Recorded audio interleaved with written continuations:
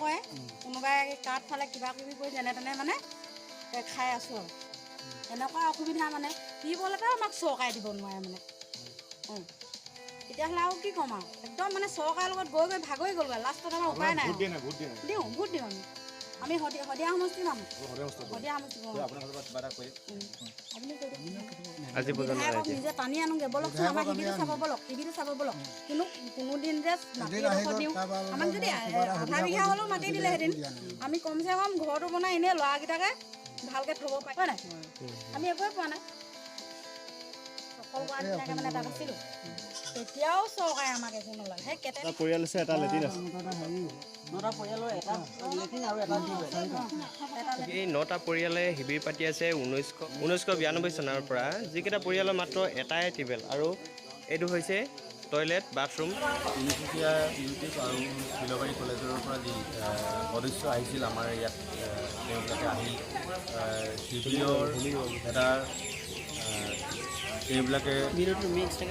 নিজৰববীয়াকৈ ইয়াত আহি আমাক যিখিনি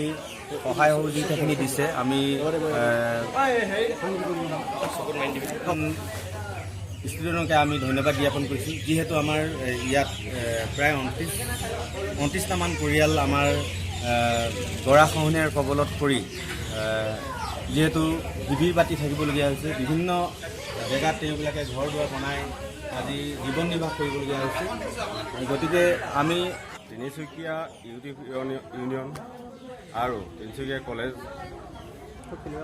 লগতে ফিলবাৰী কলেজৰ ছাত্ৰসকলে একগোট হৈ বান গৰাখহনীয়া কবলত পৰি যিবিলাক পৰিয়াল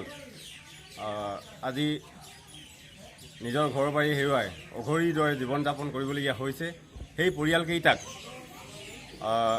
তিনিচুকীয়া ইউনিয়ন ইউটিউব আৰু তিনিচুকীয়া কলেজ ডুমডুমা কলেজ ফিলবাৰী কলেজৰ ছাত্ৰই